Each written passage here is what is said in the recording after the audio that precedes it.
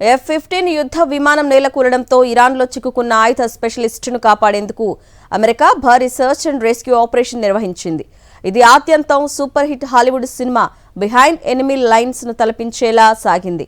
ఎట్టకేలకు navy seal commando బృందం ఆదివారం తమ ఎయిర్మ్యాన్ ని కాపాడి వెంట తీసుకెళ్లింది. అమెరికా F-15 ఫైటర్ జెట్ కూలిపోవడంతో అందులో ఉన్న ఎయిర్ మ్యాన్ కోసం అమెరికా భారీ రెస్క్యూ ఆపరేషన్ చేపట్టింది.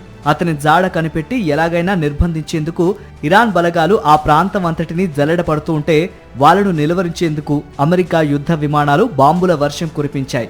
ప్రతీకారంగా ఆపరేషన్లో పాల్గొన్న అమెరికా యుద్ధ విమానాలు, సైనిక రవాణా విమానాలు, హెలికాప్టర్లపైకి ఇరాన్ బలగాలు క్షిపణుల వర్షం కురిపించాయి. దాంతో 2 యుద్ధ విమానాలు, బ్లాక్ ఓక్ హెలికాప్టర్లు నేలకూలాయి. ఈ హై వోల్టేజ్ యాక్షన్ ఎపిసోడ్లో చివరికి అమెరికాదే పైచేయి అయింది. అధ్యక్షుడు డొనాల్డ్ ట్రంప్ తమ సేనల సాహసాన్ని వేనోల్లా పొగిడారు. శుక్రవారం ఇరాన్ గగనతలంలో F-15 కుప్పకూలడం తెలిసిందే. దాంట్లో నుంచి దూకేసిన ఎయిర్ మ్యాన్ ఇరాన్లోని దట్టమైన పర్వత ప్రాంతంలో పడ్డాడు. గాయాలతో రక్తమోడుతున్నా నడవగలిగే స్థితిలోనే ఉన్నాడు. దాంతో వెంటనే అక్కడి నుంచి దూరంగా వెళ్లి ఎత్తైన కొండను ఎక్కటం మొదలుపెట్టాడు. దాదాపు 7,000 అడుగులు ఎక్కేశాడు. అతని వెంట ఒక పిస్టల్, రహస్య సంకేతాలిచ్చే పరికరం, జాడ తెలిపే GPS ట్రాకర్, రహస్య సందేశాలు పంపే కమ్యూనికేషన్ సాధనం మాత్రమే ఉన్నాయి. కానీ అతన్ని ట్రాక్ చేయటం అమెరికాకు సాధ్యపడలేదు. ఎయిర్ మ్యాన్ సజీవంగానే ఉన్నట్టు తేలడంతో అతని కోసం ఇరాన్ బలగాలు భారీ కూంబింగ్ చేపట్టాయి. అతని జాడ చెబితే $60,000 ఇస్తామని స్థానికులకు నజరానా ప్రకటించాయి. అయితే ఎయిర్ మ్యాన్ పడ్డ ప్రాంతం ఇరాన్ ప్రభుత్వ వ్యతిరేక శక్తుల ఆధీనంలో ఉన్నట్లు సమాచారం. దాంతో అమెరికా నిఘా సంస్థ సెంట్రల్ ఇంటెలిజెన్స్ ఏజెన్సీ రంగంలోకి దిగింది. వారికి ఇజ్రాయెల్ ఖచ్చితమైన నిఘా సమాచారంతో సాయపడింది.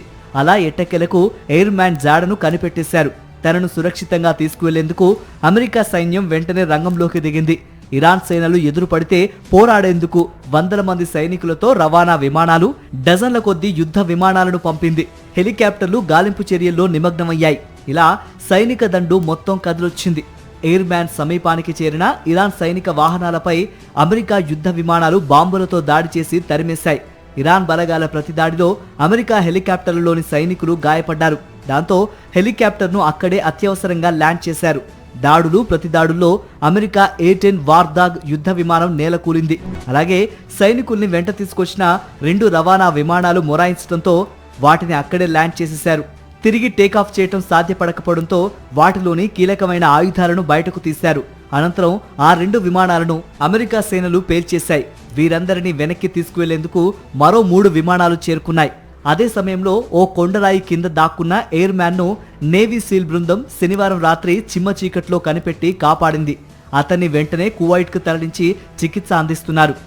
ఎయిర్ మ్యాన్ ను కాపాడిన విషయాన్ని అధ్యక్షుడు ట్రంప్ తన సామాజిక మాధ్యమం ట్రూత్ సోషల్ ఖాతాలో అధికారికంగా ప్రకటించారు.